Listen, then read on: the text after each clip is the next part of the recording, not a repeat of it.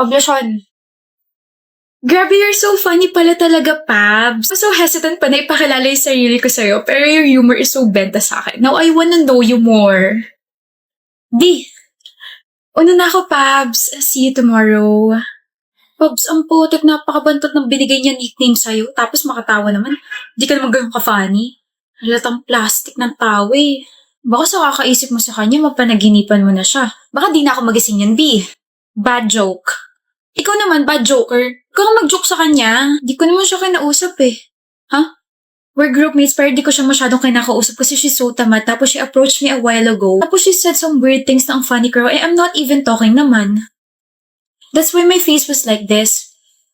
I don't know if nakita mo yon na parang, ano nakakatawa? Ang cute mo magkwento. You're laughing at me na naman. So, feeling ko lang type ka nun. Ano? Keyboard? Ay, natututo ka na talaga sa akin. Galing nga. Appear.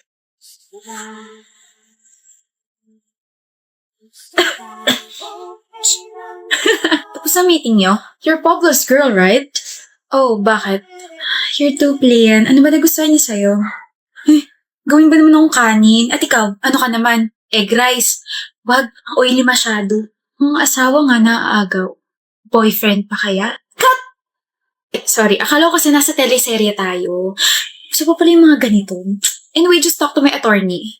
Oh, yan na pala siya eh. I'm Carlota's attorney and boyfriend. I'm Pablo. And I'm giving you 5 seconds to go away. Don't bother us again. Shoo!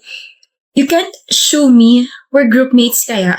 Oh, I can. Di peram na sapatos, baka madadaan siya sa batuhan ng shoe. Sabi ko, huwag kang mag-joke eh. Hindi naman nakakatawa. Pero nagla-laugh ka naman. Hindi ka pa aalis? Tibay mo naman. I was just testing if you guys have a strong foundation. I always do this when I'm bored. Wala akong suot na foundation. Same D. You guys are annoying, but cute. Sana all. Iba na lang kasi, miss. Annoying ka rin naman eh. Pretty annoying nga lang. Huwag ganun ha. Okay? Huwag na mauulit. Sige na. Is, gwapo mo talaga, no? Wala tong pagiging gwapo ko if I can't make you laugh. Ano ba? Bulaga! Happy anniversary! Wow! I'm so gulat, B! Pangit pa talagang gulatin, no? Kasi naman, whenever you're doing that, I can hear your countings like 1, 2, 3. Bulaga! Pangit! Ko? No, I mean the style is so pangit. Ah, so yung forma ko yung pangit. Yan, Carlota ha. Diyan ka magaling. You're always twisting my words. Look, oh, leg ko naman yun natutwist. Ayan, diyan ka naman magaling sa mga jokes mong wali. But I'm a vain naman sa heart mo, diba? Ang corny, hoy! Corny? Sorry, I just finished eating corn. Pablason! What's that, ha? Bulaklak para sa jowa bells ko kasi second anniversary na namin. Ba't nandito ka na? Sinabi ko ba dumating ka na maaga ha, Pablo? Flower? That's for me?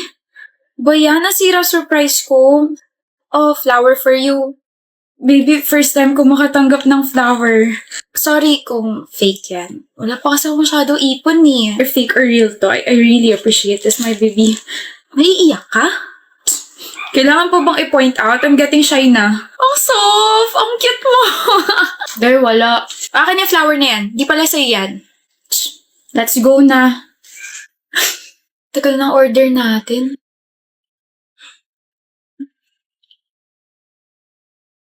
Ano to? I know that's only a promise ring. Hindi pa yan engagement ring kasi, nagsisimula pa lang naman tayo magtrabaho pero I wanna spend my life with you, Carlota. I wanna know you with my jokes forever. I wanna marry you. Ang haba pa nalalakbay natin pero kung ikaw na may makakasama ko habang buhay. Yes na yes, Pablo. Yes? Super yes. Super yes? Then I'll give you a super hug. Kami na ni Yani. Oh my gosh. I'm sorry, but what? I knew it. Grabe, pero I don't know what to feel. Like, seryoso ba yan? Baka naman pinaprank niya lang kami. Kami na nga ni Ronnie, bakit ba ayaw niya maniwala? Kasi nasa iisang circle tayo.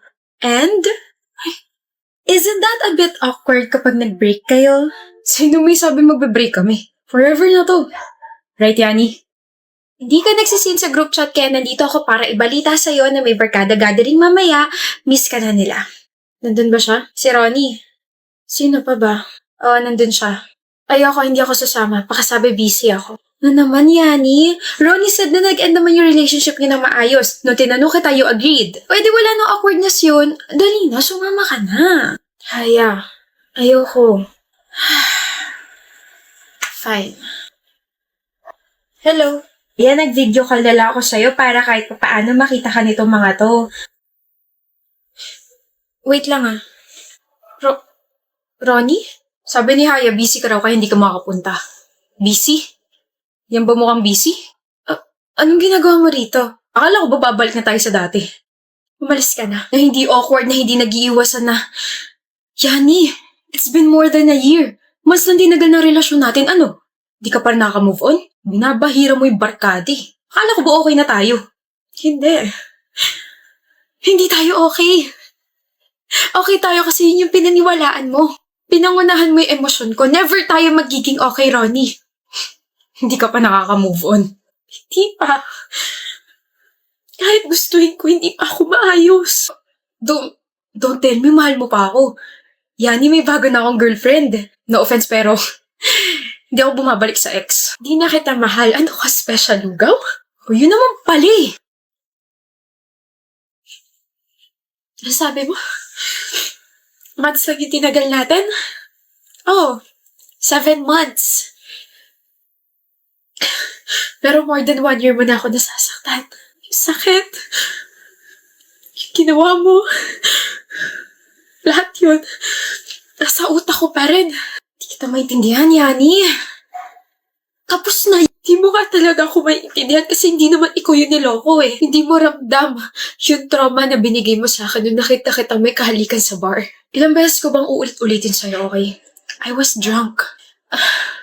Akala ko ikaw yung hinahalikan ko. Akala mo pa rin ba na ako yung kausap mo na nakikipaglandian ka sa chat? Look, naboringan ako sa relasyon natin kaya naghanap ako ng excitement.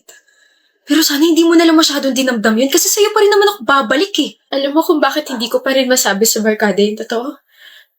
Kasi nauna mo sinabi na okay tayo. Na maayos tayo naghiwalay. Kaya umagri ako, di ba? Kaya ako na yung lumayo. Kasi nahiya naman ako bigla eh. Mas maganda na kumpleto tayo. Mahiya ka naman sa kanila. Ikaw yung sumisira sa buong barkadi. Alam ko makapal yung mukha mo, pero may mas ikakapal pa pala yan, no?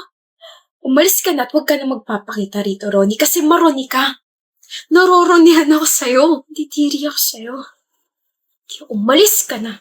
Bala ka sa buhay mo. Hey, ba't kayo nandito? Di ba may barkada gathering kayo? Meron nga at dito namin gaganapin. Huh? Hindi kasama si Ronnie at never na siyang sasama sa barkada. Bakit? Hindi mo na-end yung video call natin kanina, so we heard everything. I'm sorry for not telling the truth. No, I'm sorry. We're sorry for not being there for you. Mukha lang kami mga siraulo pero hindi kami natotolerate ng mga cheaters. Ano mo siraulo? Ikaw lang yun. Oo nga, dami mo pa kami. Grabe naman kayo. Thank you for being here. Anyway, thank you for being strong, Yani, okay? Nagdala kami ng mga pagkain dito and I say we eat, we watch, we play, and we stay. No raw? Ay, hindi ka kasama. Bakit sa rami-raming school? Bakit dito ka lumipat, Shilo? Hindi na kasi ako pwede dun sa dati kong school. What do you mean hindi ka na pwede ron? Did you commit a crime? Hindi naman. Marami kasi akong absence, kaya yun yung nagparami sa record ko. Bakit marami kang absence? If you're uncomfortable na sagutin sila, wag na. Piper naman eh. Eh di yung madaling tanong na lang. Pwede ba, pre? Sige. Sheila, what's your pet peeve? Pet peeve? Ano yung pet peeve? Sabi na hindi niya alam yung word na yun eh. Akin na 100 ko, Anders. Ba yan? Na natalo pa nga sa pustahan.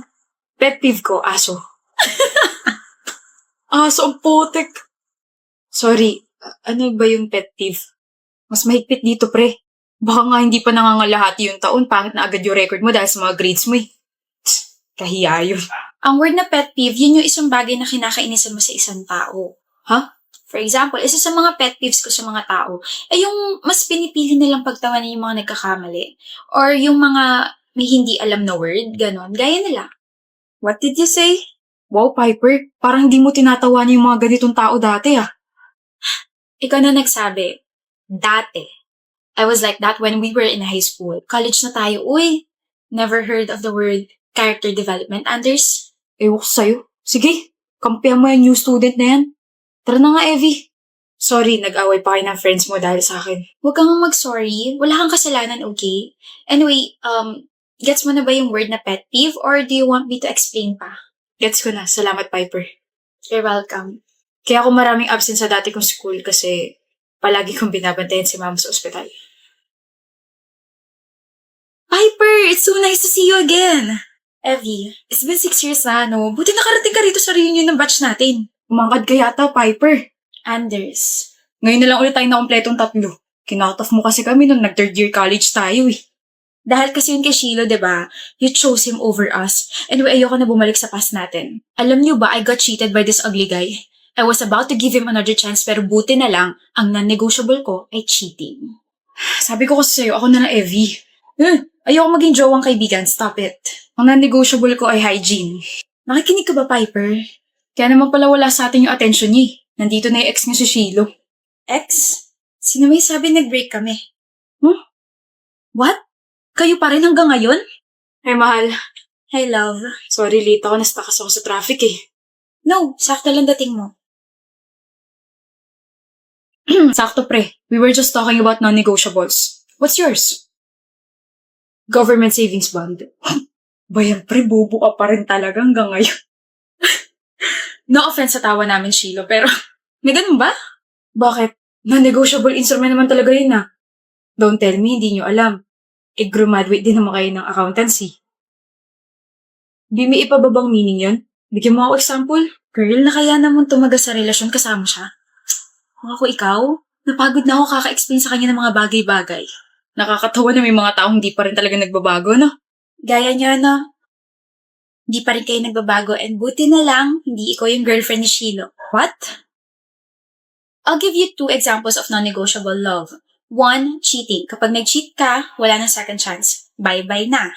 Second, my non-negotiable is katoxican. If toxic ka sa akin, I don't want to deal with you anymore. I'll cut you off. Gaya nitong dalawang to. Gets? Gets. Iniinsulto mo ba kami? This is why I decided to cut you off. You're both disrespectful and wala kayong character development. Pinipili mo pa rin siya kaysa sa amin? The moment you made me the villain just because I educated you about your attitude towards the people around you, hindi na tayo magkaibigan. Piper! And yes, I will always choose my man, my peace, and the person that I love. Kaya I don't see the point na kinakamusta at kinakausap niya pa ako. Excuse me. Excuse me. She's so annoying.